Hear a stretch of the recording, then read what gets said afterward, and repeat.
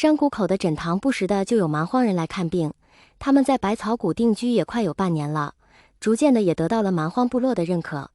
医师本来就是走到哪里都受欢迎的职业，蛮荒人看着彪悍，实际上他们对温情这些医者非常的友好和善。被温情他们医治过的人，不时会送来一些猎物作为报酬，看见了什么有用的草药，也会给温情他们送来。温情带着的几个小徒弟，最近半年因为有着各种实践机会，一个个都是进步神速。魏无羡终于走出了山谷，他也不敢走远，挺着个大肚子就在谷口的诊所看了看。此时谷口正有蛮荒人在求诊，但是并不是去善部的人，而是更远的部落的人。温情高明的医术正以一种他们想象不到的速度传遍整个蛮荒。魏无羡挺着个大肚子在诊室里转悠，他早就习惯了怀孕的日子，所以神色没有半点异样的溜达。却不知那蛮荒族人看他的目光带着古怪，似惊喜也似疑惑。在反复确认魏无羡真的是男人后，那些人的目光热切了许多。不久后，新来的百草部有一个怀孕的男子的事情也传到了蛮荒的最中心。这一日，魏无羡正在谷中溜达，有人来找，据说是蛮荒百族聚会，邀请百草谷的人去参加，而这个邀请行列中特意邀请了魏无羡。温情过来和魏无羡商量，这个聚会到底去不去。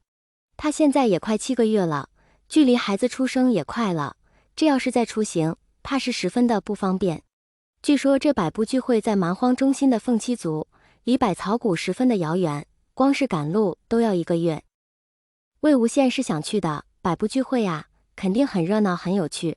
温情坚决反对，此去遥远，以现在魏无羡的身体状况，根本就走不了多远。两人还在商量，却善部的人却来了，说是要和百草谷同行，护送他们这些医师。想要在蛮荒生活，这百部聚会肯定是要参加的。只有正式得到各大部落的承认，才能真正融入北荒。魏无羡想了想，对温情说道：“你等我做个准备再出发。”3天后，魏无羡居然改造出了一架马车。这个马车本来是做给百草谷的小孩玩的，加了漂浮阵，非常的轻，小孩子们可以拉着车在山谷里跑。魏无羡重新改造了一番，车子变得更加的大了。车子下面是漂浮阵，又加上聚灵阵，可以不停地吸收游离在空气中的灵气，使马车漂浮起来。魏无羡整个人都可以躺在宽阔的马车上。等到上路的时候，只要一根绳子，林间蹦跳的小兔子都能拉着马车前进。马车上躺了个人，再坐个人也依然轻盈，就好像拉着一只风筝一般，就是温情不用什么力气也可以拉着马车飞跑。准备好了行李，又安顿好族里的留守人员，魏无羡上了马车，跟着大部队去参加百部聚会。踏上路程，却善部的人自觉地分布在四周，将百草谷的人围在中心成保护之势。路上遇到妖兽都用不到百草谷的人出手。马车连着一根绳子系在温宁的腰上，他在前面走，马车在后面飘。魏无羡在车上感觉不到一点颠簸。有时候温情累了也会爬到马车上休息，看看医书，给魏无羡诊脉。自从魏无羡有孕后，除了一开始动胎气的那一次，后来他的身体越来越好。到现在，可以说他的身体已经完全恢复了健康，原来剖丹留下的损伤、断掉的经脉都全部修复完好。魏无羡现在已经可以重新修炼灵气了，他体内的怨气也被炼化。只要魏无羡把这些怨气排出体外，就可以重拾修为再结金丹了。但是魏无羡并没有这么做。在经过乱葬岗后，他的身体已经适应了怨气，现在把怨气排出，他的身体反而还不适应。魏无羡发现炼化后的怨气和灵气并不会相互排斥，反而有种相处融洽的感觉。他最近一直在研究灵怨双修的方法，并打算创出一门新的功法出来。温情挡不住魏无羡的研究，只能要求每天3次的把脉。一旦魏无羡的身体出了问题，他也好在第一时间发现。他们是提前1个月开始出发的，路上并不是很赶，走了一段时间，就遇到了诺伊部族人。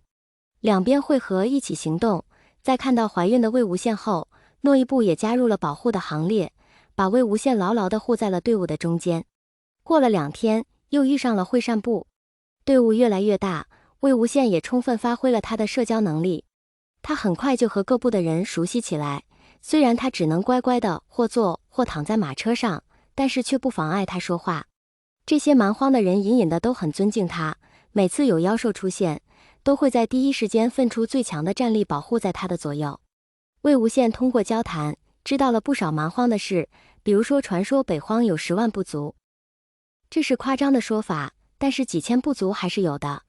北荒的部族以动物为图腾，那雀扇部就是以云雀为图腾，会扇部以一种名字叫会鸟的雀类为图腾。会扇部和雀扇部是兄弟部族，而诺伊部的图腾则是一种走兽，以叫声发诺伊的声音而得名。蛮荒的动物和中原这边也有许多不一样。莽荒部族以中部凤栖部为尊，据说他们的图腾是凤凰。